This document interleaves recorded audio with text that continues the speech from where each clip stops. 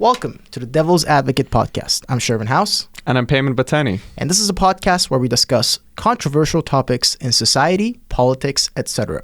Please note that none of the opinions, views, or arguments presented in this podcast are necessarily our own views or beliefs.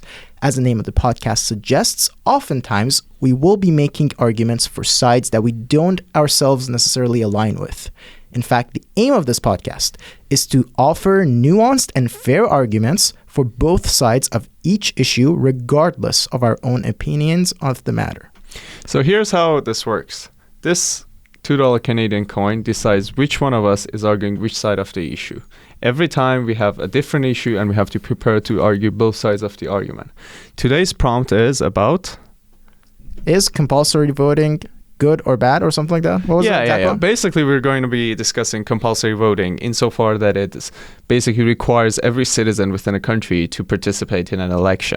Lack of participation can result in a number of penalties, financial penalties, or potentially even worse. But nevertheless, it's a requirement as opposed to an option. That's the topic of today. Exactly. Well, actually, the exact prompt, as I just brought it up, is should voting be mandatory? Exactly. And are you ready? I am ready. So I'm gonna flip it. Okay. You call it in the air. All right. So again, we have heads, which is just the head. We have tails, which is the bear on the back side of the tunic. And then if it lands on what I call, you have to argue for. Okay. Should voting be mandatory? You would say yes. It should be. Well, given the size of me, I'm gonna go for bear. You always call it beforehand. You can just call it in the air. All right. Ready? Bear. It is a bear. It is a bear. You should I am argue for it. Interesting. All right. So cool. And of course, don't say what your own beliefs or views are. Yes. Because it's not about them. Imagine if it like as a segue, it's like, oh yeah, by the way, people shouldn't even be able to vote. That's my that was a joke for the sake of the part of whatever you do, please stay close to the microphone. Thank you very much. Though I'm hearing my voice well, so it's. But it fluctuates when you go back a little bit. I see. Right. Cool. Should I kick it off? Absolutely, go for it. All right. So, as you discussed, the question today we're trying to answer is, should voting be mandatory? And given as decided by the coin, I'm here to argue that yes, it should be mandatory. We should incorporate compulsory voting as a democratic nation, and there are a number of benefits for it that way outweigh the costs. So primarily, the benefits in compulsory voting is that you're going to massively increase political engagement and voting turnout. This results in a much larger proportion of the population engaging in political discourse and by consequence voting. As you know, one of the biggest problems, especially down to the neighboring country to the south of us in the United States, is about voter turnout. On average, usually only half of the eligible population turns out to vote. And by making mandatory, you could potentially, increase this number to near 100%, and thereby basically get everybody to actually vote and participate in the process. As a result, you're going to have far less disenfranchised voters. You're going to have much more discussion over voting issues that may concern the part of the population that don't generally vote. The politicians are supposed to serve the entirety of the population, not just the voting bloc, and so this would, in some capacity, fix that. Another one is that the portion of the population that often votes, it includes the most polarizing and the extremes, and by making mandatory, you basically bring the distribution more towards the center. Most people would probably not go for any kind of extreme policy on either side of the aisle, but if you have selective voting, then you could only have the extremes turning out and arguably this is partly why politics is becoming even more polarized as time passes. It in many ways it makes it a civic duty to vote. We often say that, but this would put it into law to make it a responsibility of every citizen. It could potentially mitigate voter suppression. If it is a compulsory thing to vote, then it is inherently the responsibility of the government to make sure there's access to voting ballots and there's the infrastructure necessary for processing it, as opposed to one of the problems right now, which is that different communities, depending on you could think about it across different scales, whether it's racial, it's financial status of those communities.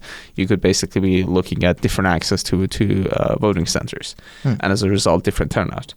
It could also arguably increase the legitimacy of the elected representatives, in the sense that everybody has voted, so you have participated in the process. You're right to kind of say it's all rigged, or this is not, you're too disenfranchised to care about the democratic process. Is kind of fades away, and it arguably balances socioeconomic disparities.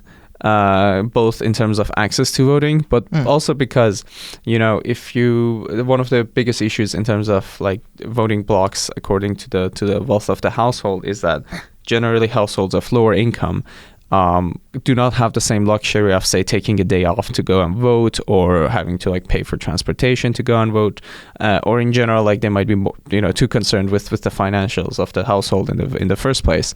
And so, but by making it mandatory, you basically force everybody to participate, especially the lower economic end, which in turn might have downstream impacts in terms of policy, and how much care goes towards issues that concern the lower income end of the population.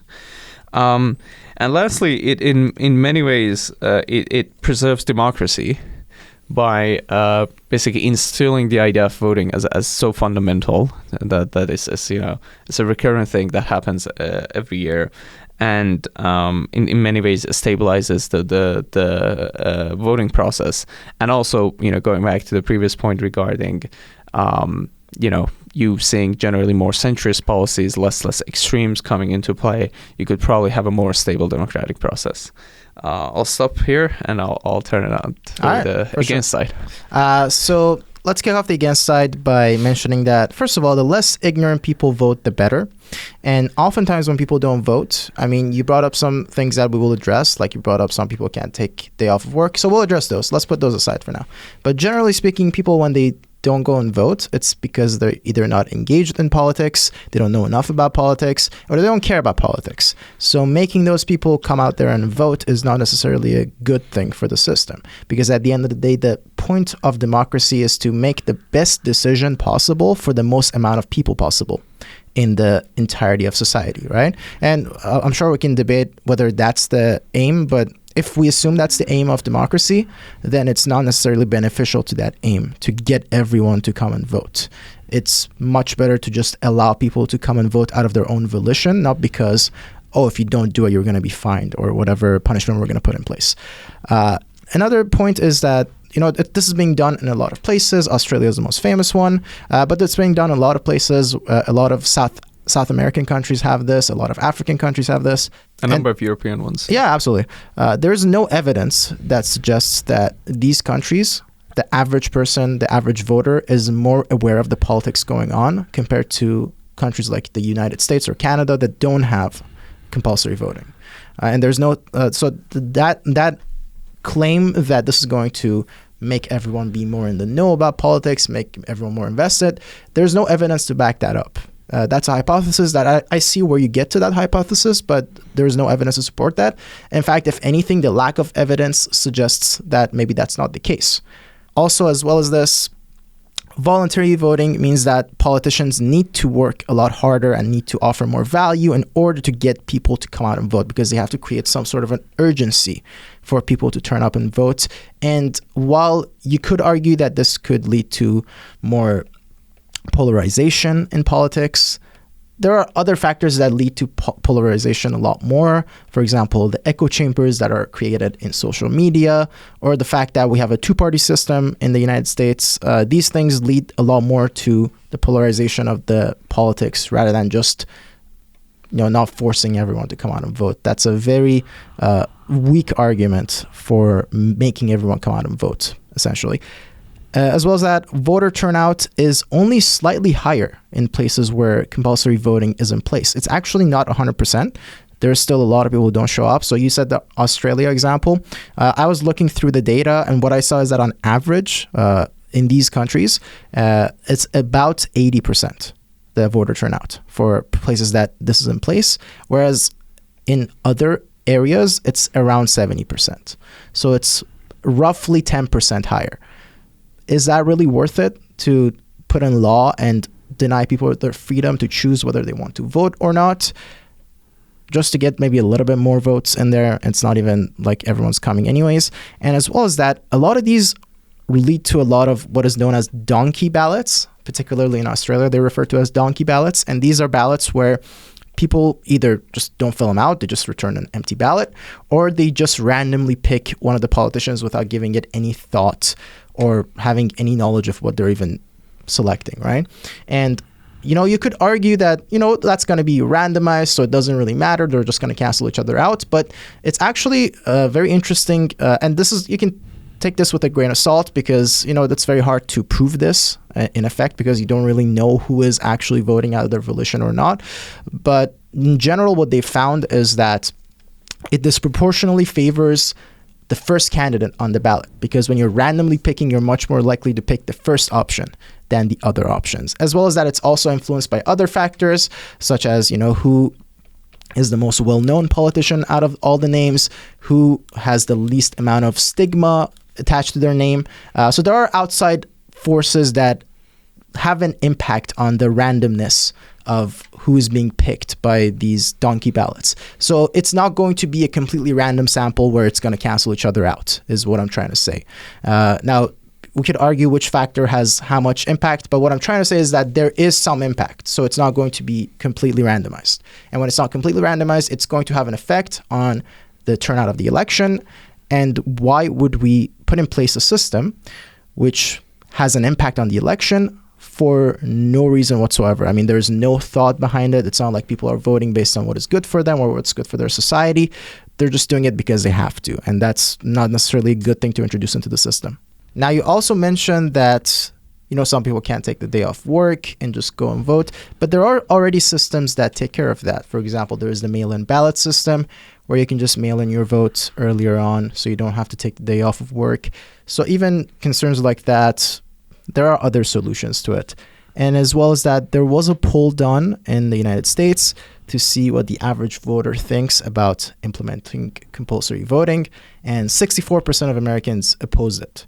So why would we introduce a system that has all these flaws that isn't necessarily going to help with anything, whether it's political awareness of the average voter or if it's, the outcome of the election?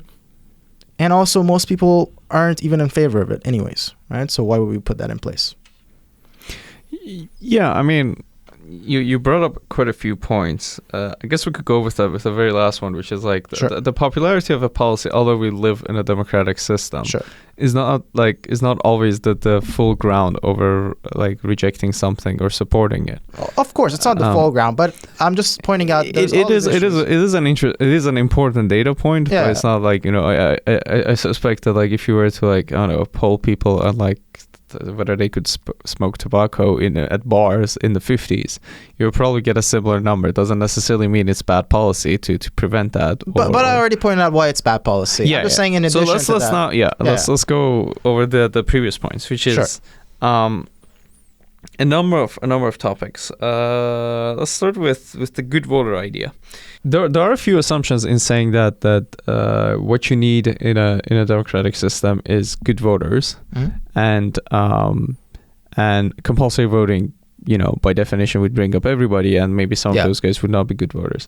The first assumption is that first there's a criteria by which you can decide who's a good voter is. Sure. And that criteria is sufficient when they show up.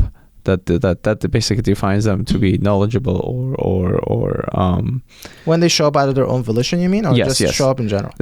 I suspect like within the assumption of the argument you made is that a good voter is somebody who willingly shows up to vote. That's not what I said. I said a bad voter is someone who's forced to vote. I didn't say a good voter is someone who isn't forced to vote but comes. Right. In that context, do you think that somebody who's forced to vote, given that it is a civic requirement, in this context by law, would not take the time to actually become a good voter, to become an informed voter, and actually take this responsibility seriously? And yes, there would be always a certain percentage that cannot be moved, but I would argue a larger percentage of people would become good voters as a consequence of the policy, as opposed to otherwise being disenfranchised. You would argue that, but the problem is we have places where we tested this and there's no evidence. For Such example, in as? Australia, there is no evidence that this has led to more people being in the know or interested in politics. In fact, if anything, there are signs that a lot of people just are not happy with this policy at all. We see the donkey ballots, that a lot of people turn in blank ballots. I mean, that clearly says, I don't care what's about this. a lot? Like, 100,000 votes is a lot, but when you talk about the scale of the United States, it's a rounding error. What constitutes a lot in this country? The increment in the voter turnout that you get from implementing compulsory voting is also a rounding error, if you will. Right. That was the other point you brought up, which was like it's an addition of like 10 to 15% in terms of not 15. It's actually less than 10. It's like around 7, but I bumped it up to 10 to make sure it in that range. I suspect that's for like the presidential race or like sure. I would I don't have the exact data in front of me, but just based on some of the turnouts we've seen for other types of races, whether it's like, parliament. I mean, in our case, the parliamentary and the prime minister election are kind of like intertwined. But for provincial races or for congressional or senatorial ones in the United States, or whether even if it's like municipal level election, then you would probably see much greater turnout as a result of compulsory that's possible. voting. Yeah, I'll give you that. And so inherently it's kind of like, yes, a certain portion of the population will hate the idea to be forced to vote, but it's somewhat like it's like saying, for instance, a certain portion of the population would probably hate the idea that they need to become licensed before they can drive. Some might even try driving without a license and may like in protest or for a wide variety of reasons. But ultimately, the majority of the society would actually move towards a model where they become much more involved in politics and informed about it to be able to participate in something that's now a legal requirement. There are quite a lot of examples of like pretty much any law you point to, there would be a certain proportion of the population who's like, no, under no circumstances should this be like, legally required. Sure. It's about like where the majority goes. And for one, you have higher turnout, even at the presidential level, and we would expect it to be larger across the board. And the other thing about it, which you mentioned, polarization.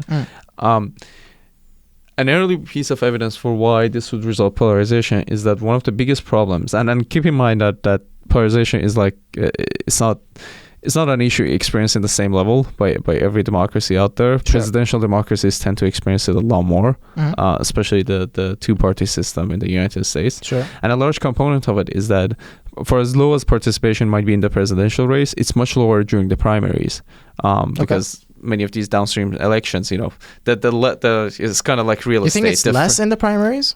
Participation with respect to the number of people who are eligible to participate relative to those who participate, it is less. No, but you think the polarization is less, or is no? So because it's less, you're primarily dealing with the extremes of like a much greater participation over the very motivated extreme ends of each party. That in turn means that the outcome of the primary is that candidates that are centrist are actually going to be penalized coming out of it. And so even though like maybe at the surface that when you put a choice of like two very polarizing candidates in front of people, they or like one polarizing versus one, like when you put that choice in front of an entire nation, you might see something that like resembles the outcome if you even had compulsory voting.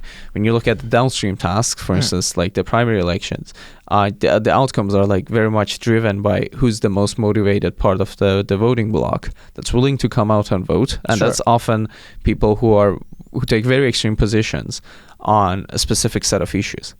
And compulsory voting, in turn, like imagine. And there's a lot of assumptions being added there, but no, I mean, it's fair to assume that like the evidence for people who are in general on the extreme ends of like certain political issues being far more motivated to vote, that one is somewhat given, because I mean, are they more motivated? Sure, but that doesn't mean that other people aren't motivated as well. Maybe they're not as motivated, but that doesn't mean they don't turn out. An example of them not turning out is like the difference between the 2016 election and the 2020 election in the United States. Let's not touch the 2020 election. Because we don't want to get taken off of YouTube. Yeah. But like a large component of it is that, like for instance, I hate to go back to that example, but like For instance, the number of votes that Trump received actually rose in between the two elections. Yeah. What you saw was much greater turnout on the other side that ultimately like tipped the balance. Yeah, apparently Biden got more votes than Obama in both of his. He did, yes. Well, allegedly. Okay, time to get canceled. It's been good knowing you guys. I have to argue Yes. for That's true. against compulsory voting. So that is true. I have no opinions on the 2020 election. Yeah, which was, by the way, a surprise. Like towards the end when we discussed like potentially either side, there are some interesting thoughts on that front. But nevertheless, the core thing is that if you have any kind of distribution of people, in general, they tend to follow some normal distribution on an issue, which is like pick any issue for as divisive as you have, like I don't know, abortion rights or like all these things. Like the majority of the people fall in some sort of center, and then you have a bunch of extremes. But by the nature of being those extremes, they happen to be much more vocal, much more energized to participate in voting, and much more likely to try to campaign for those ideas. Now, if you have an area where voting is optional, you're much more likely to see like a more uniform distribution, which is like, even though there are far fewer people in the extreme points, they're much more likely to participate, whereas the center, which is the bulk of the population, has lower turnout. Compulsory voting basically forces you to recover that distribution. Now, yes, there would be some outliers, those donkey votes, but that doesn't necessarily mean that you're not gonna like reduce polarization. And an interesting point about this type of thing is that you often in areas with compulsory voting don't see that level of swing between politics, not at least at the same scale. Why are you smiling? I was still thinking about how we're going to get canceled for that. Please don't cancel us. I'm sorry. All right, go ahead. Sorry to cut you off. Go ahead. In any case, so I still believe that the argument around polarization is actually a valid one, and perhaps arguably an evidence for it is the number of, especially European and including the Australian democracies that have this implementation and are actually much more stable in terms of like the political parties that take power and how they lie politically. Now, there are counterexamples, a lot of them in especially South America, but I suspect that in those areas, the reasons for those swings is not necessarily compulsory voting, and it's like much more foundational issues from a democratic standpoint. Now, we addressed donkey ballots, we addressed polarization. Oh, the thing about donkey ballots is there are ways to mitigate it. For instance, you could require somebody to still show up to vote, but give them the option to like basically put in a null vote. I think a number of countries actually do have this, which is that you're still required to come up with. I mean, returning an empty ballot is the same. Right? So it somewhat forces you, like it's kind of like it's kind of like forcing a friend to like show up to the gym. They can still in theory come and just sit there, but by forcing them to come through the process, you're still hoping that a large proportion. But you're not putting a gun to their head and saying come to the gym. You know what I mean? It's different. Yes and no. There's still a large argument that I think like most also agree, which is that if the difference between if you know this is like an activity you have to do, you still have to drive to the ballot, you have to sort of fill out the form and then go in. I hear what you're saying. Those who put in an empty ballot, I would argue like they're still like motivated voters in the sense that they're trying to take a stance against compulsory voting, which is like that means that they're at the very least at least politically engaged to be able to like think, okay, what's the way I could vote against this policy that requires me to vote, which just raises them above what a lot of the voters, a lot of the But what about people who randomly pick a candidate? So that I think we can start like potentially implementing some solutions. For instance, one is you mentioned that like sometimes the first name wins.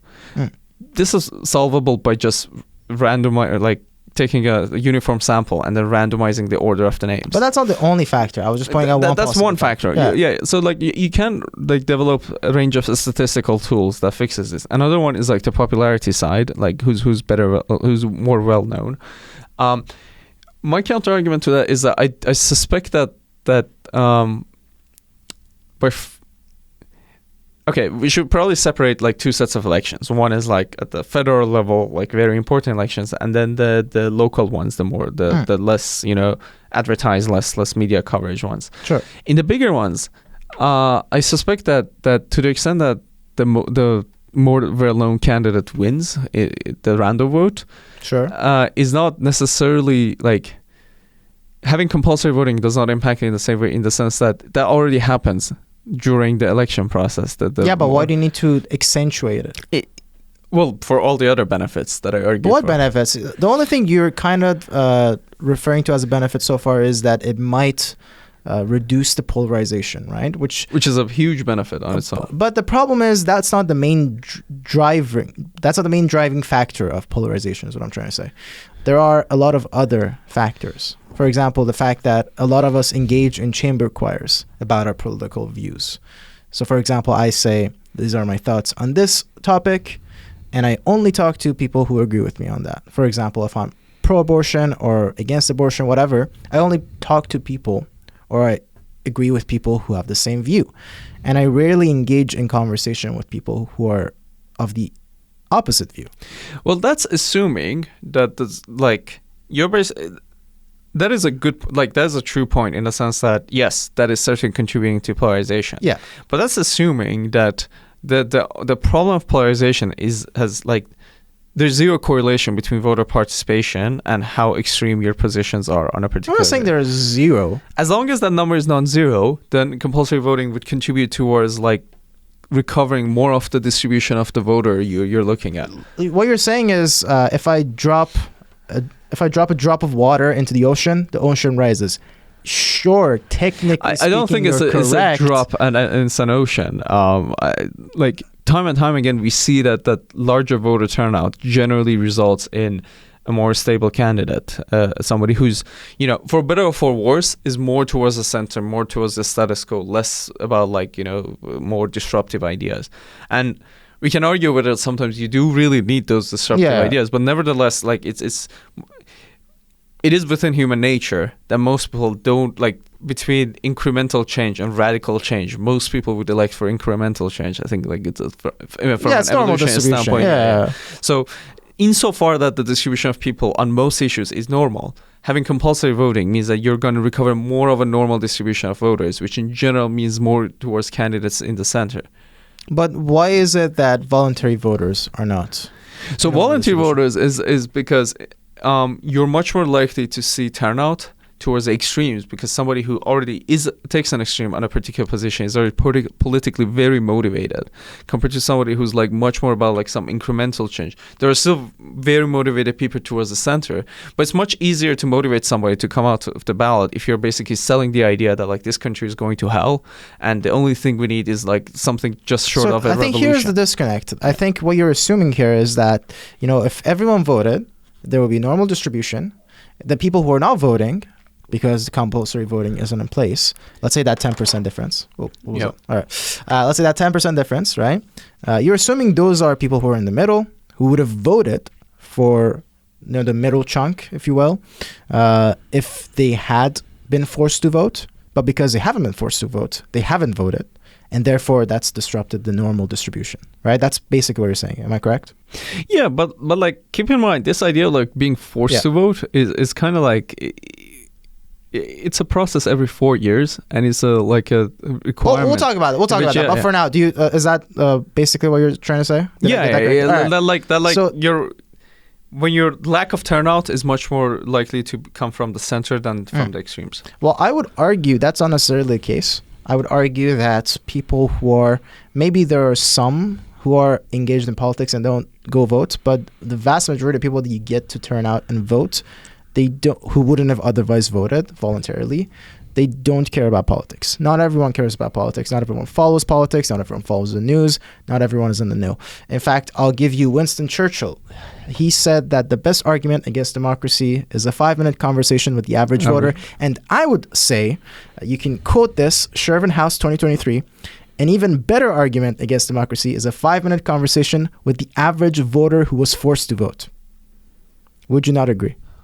Well, in the overwhelming majority of the cases, those two would equate to the same voter that you're talking to. I think it's even worse, to be honest, because someone who wasn't going to vote but is forced to vote, not every single person. Sure, there might be some people who, for whatever reason, they just didn't go and vote, but they are engaged in politics. But the vast majority of them, keep in mind that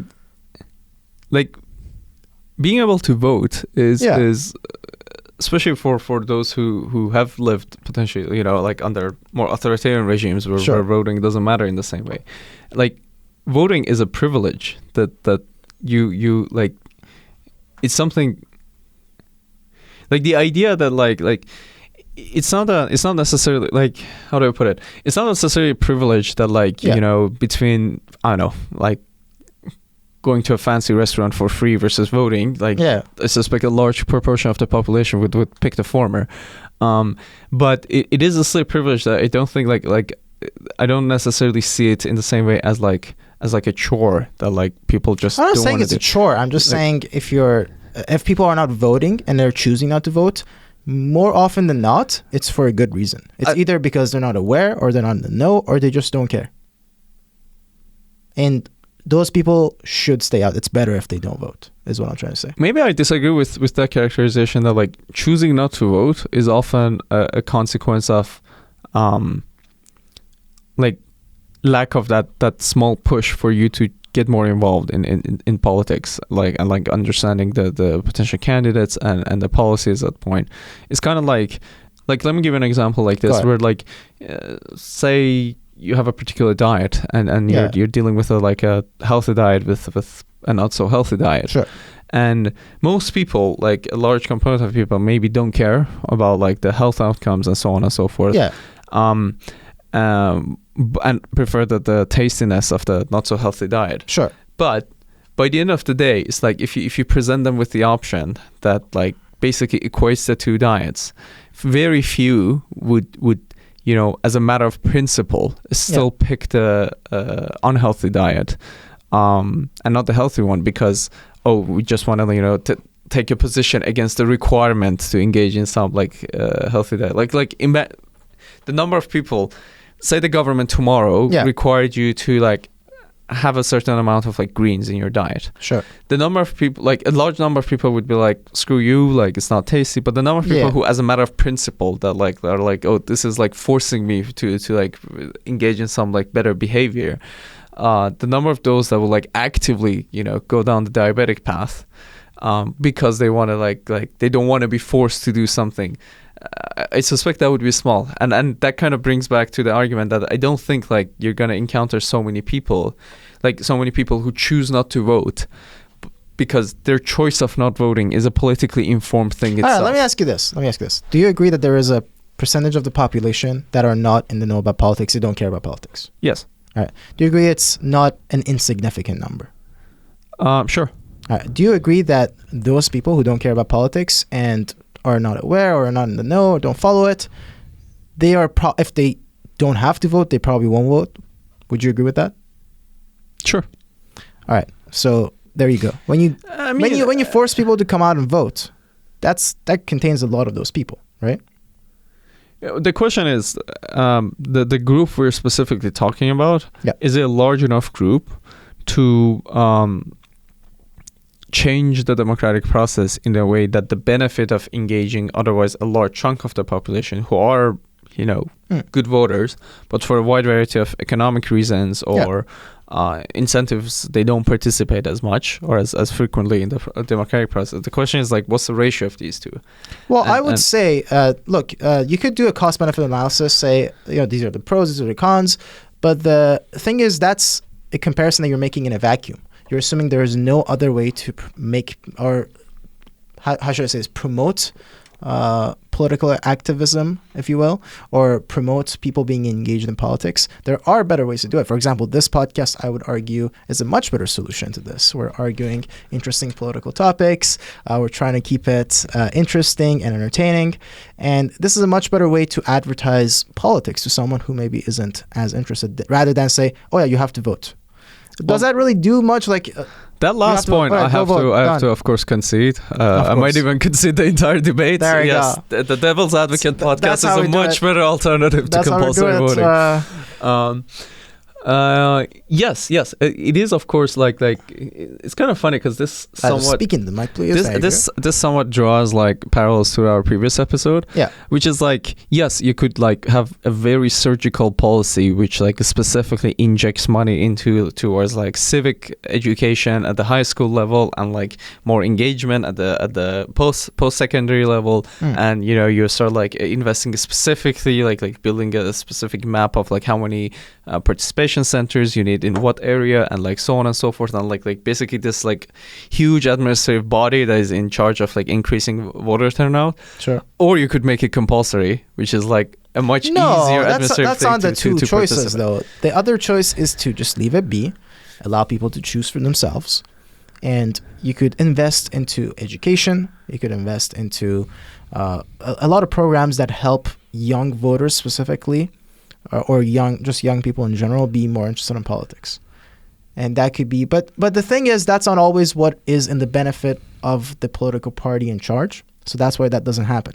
So for example, specific parties, let's not name names, let's just say specific parties prefer this type of people to vote because they know it's much easier to convince that type of people, whether it's older people or this race or that race or this gender, that gender. They know it's a lot easier to convince those people rather than the other people. So they will push for those people to be more engaged and the others to be less engaged. And that's true of every political party. Even when it comes to what is required for a voter to be able to vote, for example, whether they need an ID to vote or whatever, the Democratic Party really wants to push against that because they know that if they get a lot of people who don't have IDs, like for example, whether they're homeless or they have a particular situation or if they're an illegal immigrant or what have you, those are people who are much more likely to vote Democrat, for example. So they will push to get those people included. And the same applies to where this investment is going to go. Does that kind of make sense? Yeah. I mean, all those points made sense with the exception of the illegal immigration part because they can't legally vote. That's the thing, though. If there's no ID requirements. Yeah, but like that's a different problem than no, I'm not. Of course. And on the topic of like availability of ID, do you think that like a government in which voting is fundamentally compulsory, feels more of a mandate to actually go towards the steps required to provide those basic requirements for somebody to be able to vote, or somebody where voting is fundamentally like optional? So, you know, if you can't find an ID, like if you have to like drive to a different city which has an administrative site and like go through all that trouble to get an ID, well, it's optional. You could also stay home and not participate. But whereas when it's compulsory, it like both like burdens both the individual, but there are especially the government. Though, so that's not an issue. We still have the same like ID issue. My main point is when the government mandates something. But the ID issue prevents voter fraud. That's why it's there, right?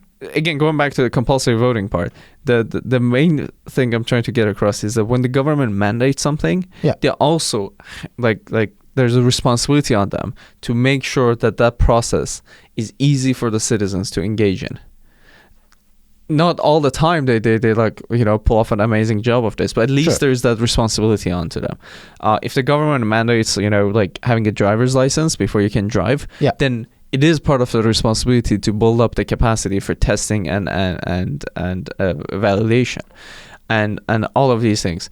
And so when something becomes compulsory, when like, you know, the need for a passport if you want to travel, if it becomes compulsory, then there's now again a responsibility on behalf of the government to build up the infrastructure necessary for But that's a false comparison because passports and driver licenses are not compulsory. They're only compulsory if you want to do that activity, right? So that's the difference. So not everyone has to go out there and get a passport. If you never want to travel, you don't have to get one. If you don't want to drive, you never have to get a driver's license. You never even have to take a driving lesson, right? So they're all voluntary at the end of the day. Then it comes down to whether you consider voting and participating into the democracy a requirement of living in that democracy. Well, it shouldn't be. Why should it be a requirement? You said it's a privilege, and I think that's a good way to characterize it, right? It's a privilege. It's not a requirement. Is it? Why would paying taxes into the democracy be considered a requirement? That's not a privilege. That's a requirement. What's the difference between the two? Taxes is something you don't want to pay, right? Well, in one, you're funding the government's operations. In the other one, you're voting as to how the government should spend that money. Among other things, not just how to spend that money, but what policies to enact and what have you, or how to, what rules should everyone abide by. By the end of the day, it comes down to how they're deploying the resources. I mean, that's a part of it, sure. But what I'm trying to say is that when you're giving money, you're giving up a part of your own hard labor and what you've earned. Yep. Whereas when you're voting, it's not something that you're giving away. It's something that you're getting. You have the privilege of being able to chime in on the decision, if that makes sense. So that's where the difference is. What about when you're receiving services? What do you mean? The government taxes, they're not going into, like a pool of money for somebody to dive in. They're like being spent in social services, in security, in a range of stuff. And so you are like, it's not just your own hard labor that you're paying in taxes. You're also receiving services in return. We can probably argue for a number of other episodes whether like to what extent they're at what socioeconomic No, but what is your level. point exactly? My point is that like you could just as easily turn around and say in exchange for receiving the type of security a democracy offers, the freedom of speech, all these other rights that it guarantees, a democracy guarantees, it is like a requirement in the same way that you pay taxes, that you participate in the civic process, and actually vote on policies, which in turn requires you to be more politically informed. No, but why is the requirement is what I'm not understanding from your point. How is it a requirement? I'm saying like there's like a philosophical argument to be made that maybe it should be a requirement given like the why though? Because here's the thing: if you're paying your taxes, right, you're already helping us say. What if you say, look, I'm not well informed enough to make this decision. I'll just let all the other millions of people who live in this country. You're throwing an empty ballot. No, but you're already doing that by not participating, right? It makes the burden of participation more cumbersome, which makes you more likely to participate. What, making it compulsory makes the burden higher? Yeah. Like let me give you an example. Right, into the mic, please. Yeah, you could still, in theory, not participate and pay a fine. That is like the option for sorry for listeners. That's all good. The two of you. You don't have to diss us like that. I meant 2 million. There we go. That's much better. All right. Yeah, so like the requirement, you could still pay a fine in most of these countries if you don't want to participate at all. Again, it's just like it produces like a certain responsibility on the citizen that hey, in exchange for all these things you're receiving from democracy. Yeah.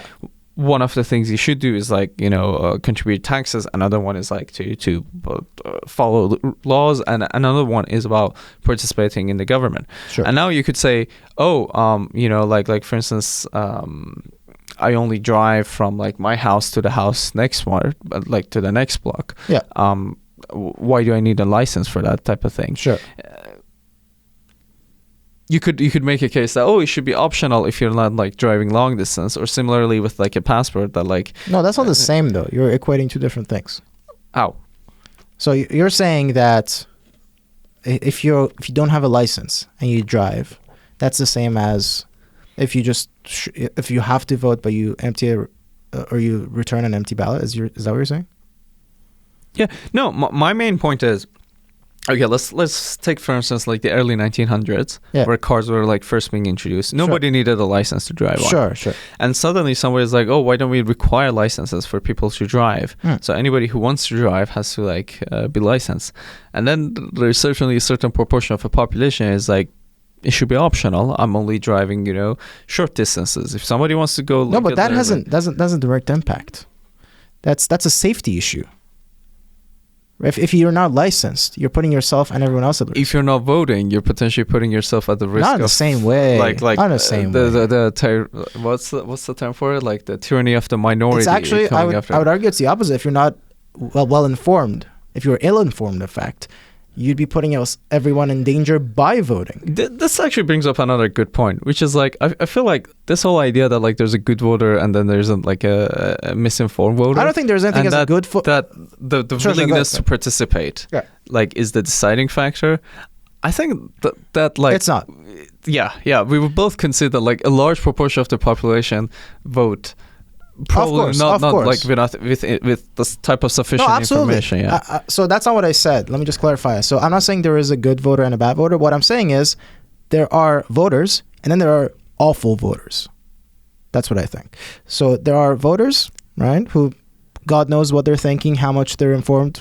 It is what it is. But then there are people who are definitely bad voters.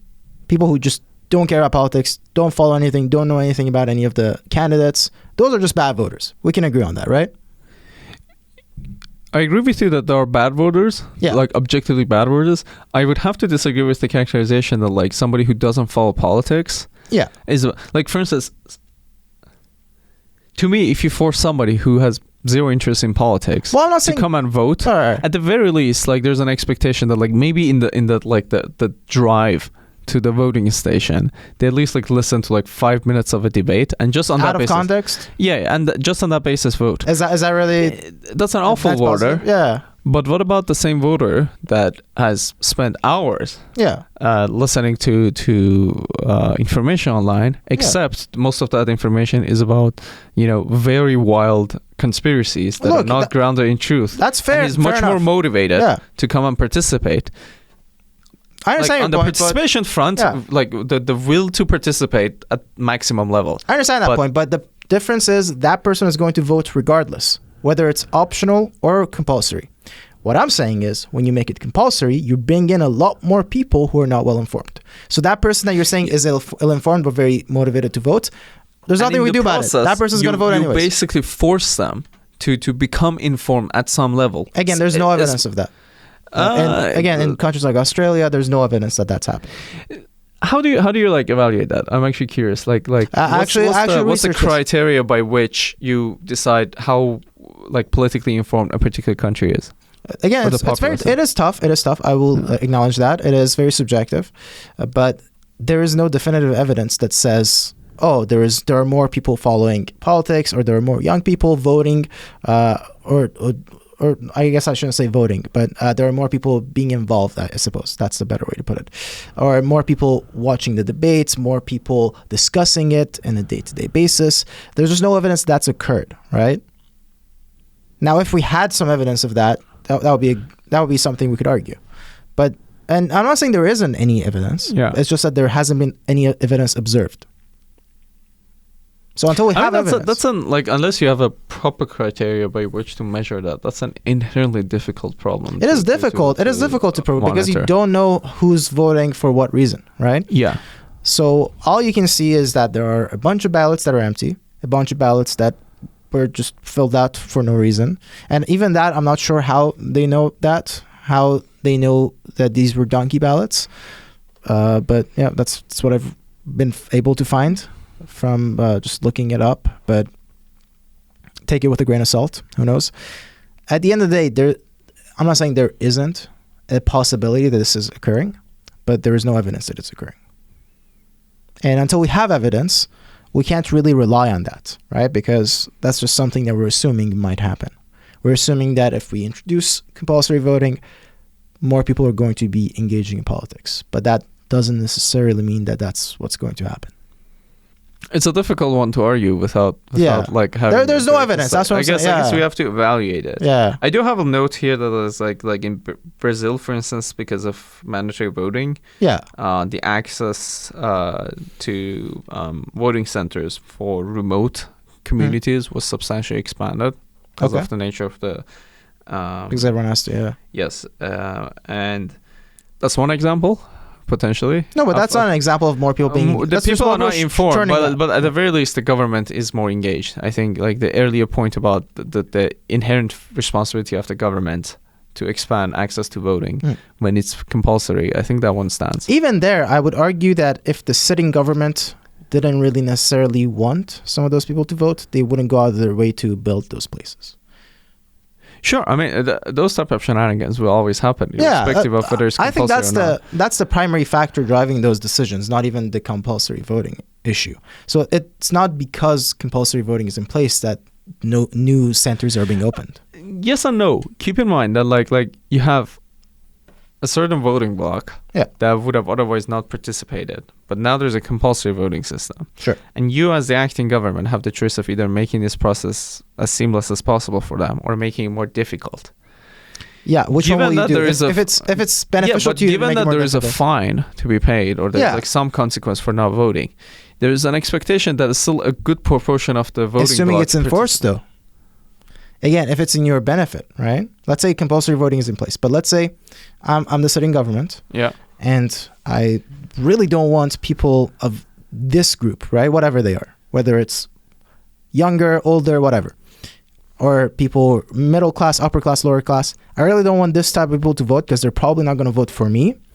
What I would do is I wouldn't go out of my way to open up new places for them to vote, and I also won't really go out of my way to enforce and have all the fines put on the people who are not voting, so that this way, less and less people will feel inclined that, oh, if I don't vote, I'm going to get fined. So in terms of policy, sure, it's there on paper, but until it's actually enforced, it's not really going to have an effect, and it's not going to be enforced if it's not in my favor.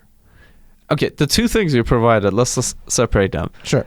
Like, not providing the facilities and the infrastructure for voting is something the government can in theory do, and arguably still have like some legality. I'm sure like there would be some additional laws around a certain like minimum of access, but they could just like find out the absolute minimum in that policy. That's different from them just outright not enforcing something's that part of the law. Like, there are a lot of things that are not enforced. You could then why stop there? Why do they even have to count the votes? Or why do they even have to, like, you know... No, that's very different, though. Again, like, you're saying, like... What I'm saying is that... Like, if the government fails to enforce something, then this whole debate is GG. like, the whole idea is that, yes, the government will still enforce it. And I'm saying, as long as you have the first... Like, you have the enforcement part, but you have the first part where the acting government tries to, like, basically not provide facilities. Yeah. I mean, there are different degrees of enforcing stuff, though. So let me give you an example. Would you agree that... so there are two things that are illegal, right? I'll give you two examples. One, drugs, right? That's illegal. Two, assuming you're in a place where drugs are illegal. I know Canada's starting to change that a little bit. Portugal has but let's say you're in the United States, right? And let's say, I don't know, cocaine is illegal, all right? Let's just go with that example. What else is illegal? Pirating movies. That's also illegal, right? Now, which one, are those two enforced the same level? Sure, it's not. But not at all. That's a separate debate from... No, but what I'm saying is that just because something is enforced, in theory, doesn't mean that it's going to be effectively enforced or enforced the same degree as what someone else might consider enforcement.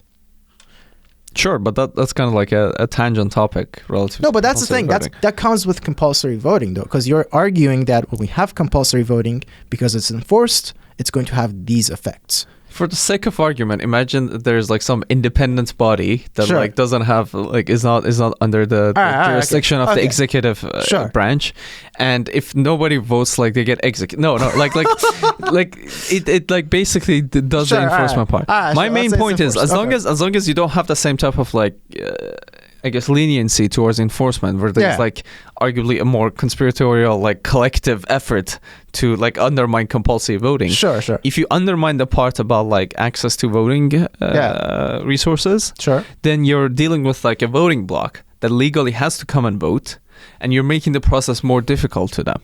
How do you think that's going to reflect in how they vote for you? There's still like an incentive for you to also like not throw stones. Yeah. Like in the process, for the very like. You can make the voting more difficult for the voting bloc. You don't have to make it more difficult. You just don't have to go out of your way to make it easier. Yes, and keep in mind, right now, nobody like basically when we talk about like voter suppression, nobody's like, if you're a determined voter, I don't care how like what place you're in Canada or United or any of the like the Western democracies. If you're a determined voter, you're going to be able to vote. The key point is they just make it marginally more difficult for a particular group, and as a result, you start like saying like out of 100, like instead of 62 showing up, 56 show up, and that's just about enough of a margin for like something to like some change to occur within that consensus. But if everybody has to show up, you making more difficult to vote is that instead of 2 voters, you still get 62 voters showing up, except now 6 of them are really pissed off at the current government. I don't think that's the case. I don't think that's the case. If you're not implementing anything new, no one's going to be pissed off they didn't implement something new. But if you implement something new, you get bonuses for basically making the process more easy. Though? And furthermore, I would argue in a democracy, like in general, especially if you have compulsory voting, it's an easy policy to grab that, like, to increase access for voting, especially if everybody has to vote, if like there's a fine associated with it. And for a certain portion of the population that's like very well motivated not to vote, I suppose that's some like additional government revenue in the form of fines for you. Okay, I'm just curious. Have you voted every time that you've been able to?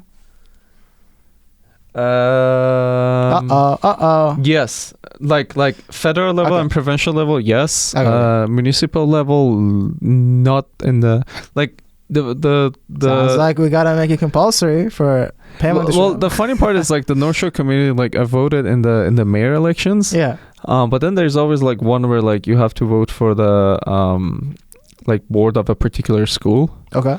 And I voted in like 1 or 2 of those. But sometimes, like I learned that there was an election after the election had occurred.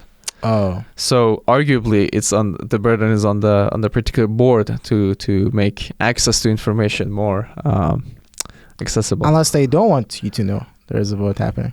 Sure, but like. Now we're talking about like the lowest state of which, by the way, nice trick about like pulling in personal experience. I thought that was like off the table. No, I was just genuinely curious. But that's like if you're telling me that like in some obscure local election having a compulsory voting might lead to like a large proportion of the population who could not care less like showing up and voting randomly, I would concede that. Okay. But then conversely, I would turn around and be like, provincial, federal, like municipal elections, these are like much more important and much more impactful, and compulsory voting at those levels would actually engage more people to actually study the candidates and come and vote.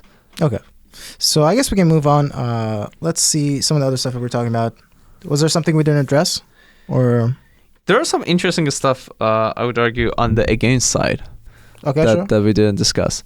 One is the sheer administrative cost of following up with who voted and who didn't. I'll drop in the bucket. It's fine. Potentially. But the other one... So am I for now? What is going on here? You're saying against... Like are we at this point like basically switching? You want to swap a little? Let's try this. I don't know. Let's see how this goes. Because like last time towards the end, we kind of like discussed some of the ideas around like which was it. Swap like time. One thing that if you're against, I want you to argue, and I want myself to like try my best to defend, is how is this gonna prevent, like how is this gonna impact election manipulation and voter fraud? If you make it compulsory? Yes. Well, it depends on what measures you have in place. So, for example, if you could do stuff. For example, you know how you have to renew your driver's license every couple of years? What you could do, this is just an idea I've had. I don't even know if this is possible, but you could just say, okay, when you're going to renew your license, it happens on election day or around election. And you have to fill out the ballot right there and then. So that could be something that you could implement that would, first of all, prevent voter fraud. Here's my counter. Like, wouldn't compulsory voting help reduce voter fraud in that context? I mean, that's what I'm... Yeah. So... What was your argument? I'm saying, like, are there any aspects of voter fraud with respect to compulsory voting that would be against compulsory voting because it would increase voter fraud? Am I for or against right now? You can argue both sides. Okay. Both sides? So say it again one more time. Like compulsory voting, voter fraud, what's the relation, both in terms of positives and negatives? I think it's unrelated. I think it has more to do with the policies surrounding it. So if you implement the right policies around it, yes, it can help. But if you don't, it shouldn't have an effect. Well, here's the thing. Into the microphone, please. Yeah. Here's the thing. In what sense would it not have an effect? Because the largest source of voter fraud basically happens when somebody votes, like on paper. That's not the largest, but okay, we'll just say that's the unless you actually change the votes after the vote has been cast, which we, for the sake of argument, we assume like everything we assume is that's safe. Not happening. Okay. The only other definition of voter fraud is if you're generating a vote on behalf of someone who's not making that vote. Or someone who's dead, or someone who doesn't exist. All of those things. Yeah. Somebody who doesn't exist, somebody who's dead. Yeah. Or somebody who hasn't voted. Yeah, or someone who's... Compulsory voting, by the very definition, solves that last issue. Because either you voted or you're getting fined. No, if everyone turned out though, right? If anybody who doesn't turn out is receiving a fine. Yeah, but let's say, for example, you don't turn up, right? Yeah. So, and let's say I'm a fraudster, if that's the right term.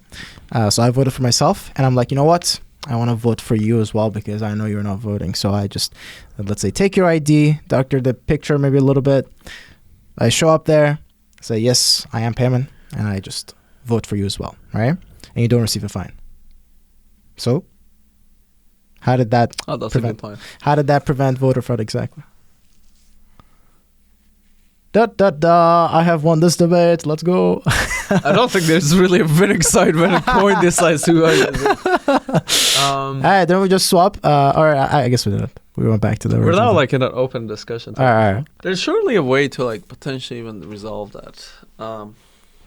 Because if the other person like this don't go so far away from the this predicates basically you knowing the person is not going to vote. It's somewhat like a collusion process. Well, you could also see patterns. Like if you have access to that data, you know someone hasn't voted in the past couple of elections. You could probably, I'll throw this out there. Facebook probably knows if you're voting or not, based on their algorithms are very effective in tracking your behavior and what you're probably going to do. And not just Facebook. I'm not just throwing Mark Zuckerberg on the bus, but basically most of the apps that track your day-to-day activities. They could they can probably predict. And you know, if they have, especially if you post on Facebook, I just vote. There you go. But yeah, if you have access to that database, as a company, you could do a lot of stuff. Like we know Facebook doesn't mind selling data to stuff like Cambridge Analytica and what have you, right? Mm. Who's to say they don't sell it to someone who... I mean, that was the Cambridge Analytica. No, it was different. It's more different. Complex. Technically, of they course. sold it to a Cambridge researcher who in turn sold it. Sure, but what I'm saying is they will sell to anyone. They don't care. For the most part. Sure, yeah. Who's to say they don't sell to someone? No, you're right. That's actually an interesting point because, like, if you're random sampling, like if you're dealing in an area that like has 20% voter turnout, you could start like just generating like taking any name in your database and voting on their behalf and hope for the best that the best 20% of those are going to be rejected. If you have 80% voter turnout, then that's a big problem because a large set of the stuff you... Not if you can accurately predict. Exactly. Yeah. And that's a bit of an issue. Yeah, that's an interesting one. All right. I don't know if like... Yeah, I don't think they're related, to be honest. I think it has more to do with the policy. If you had like close to 100% voter turnout, then it would potentially... But that doesn't happen though, unless you make the punishment so severe. Yeah. Like you'll go to prison. Yeah. Oh no! Don't say that. All right, keep it family friendly here. You got. Anyways, that's like one. Example. Let me ask you that. I've yet to read about any case where it's beyond a fine. Yeah, let me ask you that. So, what do you think would be an appropriate punishment? I think that you can get like a civil fine. No, but so that you can get a very effective turnout, so close to 100%. So the incentive is there for people to come, but it's also reasonable. What do you think? I think something in the same realm of like a parking ticket would be reasonable. That doesn't cause 100% to show up. Parking tickets can become fairly expensive. But that's for 100%. Yeah, close. I don't think you'll ever get to 100%. Not like, 100, but like 95%. Implement the death penalty. You would probably not get 100%. All right. I don't know about that though. I feel like that would do it. Anybody who didn't vote is dead. So by definition, you get to 100%. Look. There you go. This is a bit of a tangent, but I'm since we're not necessarily arguing both sides, I'm not that convinced that a harsher penalty is necessarily like it would certainly be a deterrent for the behavior you're looking at, but I'm not sure if it would necessarily get you like I feel like there would be an asymptote at which point. This seems like a good segue into another topic that we're going to discuss at some point in the future. In the future, subscribe. Death penalty. So subscribe if you want to see that one. But yeah, it's an interesting. So what do you think they can do? Just a fine? That's it? How about public shaming? Oh, I'm just spitballing here. I don't know, but these people didn't vote. These people didn't care about society. An alternative something to like a that. fine would be if you lose access or like to. Oh, now we're like really going down the It's like okay. the Lay it on. Chinese credit score Oh system no, path. no. That seems like a whole episode onto its own. Yes, potentially cancel one. Is it really? I feel like actually. So the guy who's arguing for it You know what? is Yeah, that's walking true. on a very like. But hey, these are not our Sure own that- views. These are just. Yeah, All right. but the thing is, alternatively, you could potentially lose certain privileges in terms of access to certain services. Like for instance, if you haven't. Oh no, I don't like that. Like Don't like that at all. That sounds a lot like a certain thing as Rona that we dealt with recently, and the passports. not in the same context. Like something I'm thinking more closer to, like for instance, if you haven't voted in the last 2 elections or the last election, you lose the I don't know, privilege to like work on a political campaign or something. It's kind of like much closer that seems to the, too to the weak. theme. Or like you know like how basically like arguably you don't need French to work for the government, but still that's a requirement all across Canada. Something similar to that, where like something relevant to like your particular civic duty, or like for instance, if you're a government employee, now it's much closer to the vaccine mandate, but like you could argue like you don't vote, you might like lose certain opportunities.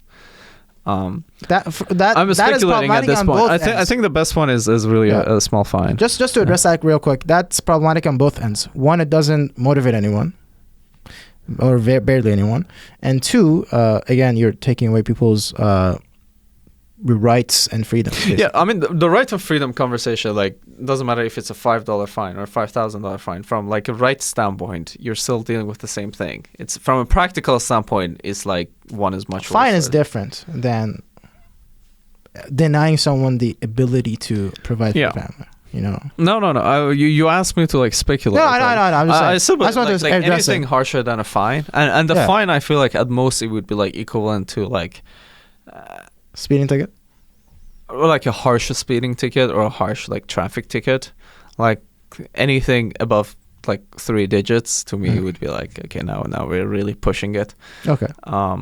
Yeah. Another interesting. So $9.99.99 is what you're saying, basically.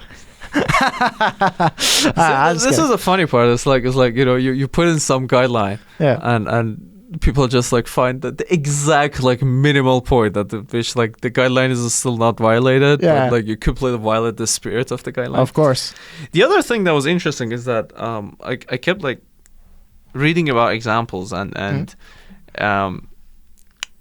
there were 2 examples that were quite interesting in the sense of like these compulsory voting ones. Okay. Like you have the examples of Australia and Luxembourg, which yes, we talked about like no evidence in terms of like political engagement. Yeah. But when you look at like policy, when you look at like other issues, they tend to perform like much more incrementally towards a direction of like progressive change, as opposed to like the harsh swings that you sometimes see in especially American democracy. But then there's the example of Turkey and Brazil, both with compulsory voting. Brazil, not the best, not the most let's say like not the most uncorrupt political system. Yeah. But very recently they had a very much like 2020 like election where the incumbent refused to accept results, and compulsory voting didn't really like help much with that. Yeah, it didn't help anything.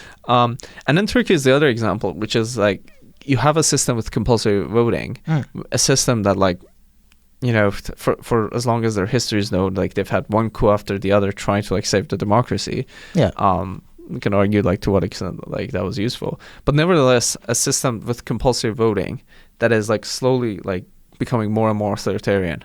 And that to me was like it's like the one big example, which is like, you know, you look at like Australia, it's like so many good things that they've achieved. Yeah. Like you look at Turkey and you're kind of like, and the funny part is their like march towards authoritarianism is not like, oh, you have compulsory voting and then like Erdogan as like 90% voting. It's like independent. It's very incremental. And it's independent. It's the tool used by the system. It doesn't necessarily mean anything for the outcome. Like if North Korea implemented compulsory voting, it wouldn't change anything about anything. There's some differences, I would argue. North Korea would implement compulsory voting already as a totalitarian state. In fact, I think they have something similar to that, or like you have to probably vote, do. Yeah, and there's always one name on the ballot, and like I think refusing to vote would actually they might Getting actually shot? have the harshest penalty for compulsory They probably voting. do execute you or Yes. something. Yeah. I mean, we don't want to engage in conjecture, but Yes. I think that's a safe assumption to make. Probably. If incorrect, then by all means correct us in the comments. Yeah, but in the Turkish case, like you actually have like an otherwise democratic system become more and more authoritarian, and the compulsory voting part was like from prior to this more like authoritarian side of the regime. It's a difficult one because on one hand, it's like arguably like Erdogan wouldn't have the same type of power had it not been for compulsory voting, because it keeps bringing his base of more religious voting bloc continuously engaged who just vote. But we for don't him. know if they wouldn't have turned up if it was voluntary. Yeah, and then there's the counter argument, which is like, yeah. So in hindsight, it's like it's a difficult one to decide which way it should go. So if it kind of suggests that it may just be, or it may not have a significant impact either way. It might be incremental. I think like we could probably still do another hour arguing the incremental is towards which direction. Yeah. But I think that, it's a safe assumption to make that like there are so many other things you can do in a democracy to improve the health of the voting process. Sure. Compulsory voting may not be in the top 5. Exactly. Or even the top 10. Which means that I was correct all along, of course. As determined by the coin, of course. Sure. Fantastic. That's how we're going to end that one. I hope you guys enjoyed that. What do you think? Let us know in the comments down below. Do you have anything else to comment if you want us to like discuss anything else, any topics you want to suggest that doesn't get us immediately banned on YouTube. Yeah. That would be nice. What's the next one? Next episode? The next one? Do you have that list of topics? All right. So the next one is, should steroids be legal in competitive sports? Oh, interesting one. Interesting. Very 100%. Cool. I really hope I don't have to argue. I won't say. Hey, yes. I really hope I don't have to argue against what I think. We're going to be neutral arbiters. But if I do, of course, I'll be professional. Yes, absolutely. Yeah. All right. Amazing. Well, good debate. Absolutely. If you haven't done so already, make sure to smash the subscribe button down below and join the community. And of course, and the like button. Yeah, the like button. Destroy that like button down there. Pretty much destroy every button you see. Exactly. Except the turn off button on your computer. That one is probably not useful. Yeah, good call. But yeah, let us know what you thought. If you agree or disagree with the points that were raised, we're going to read every comment and respond to every comment. So by all means do that. And if you have any suggestions, let us know. And with all that said, thank you guys so much for watching or listening. And we will see you in the next one. Yep. Cheers.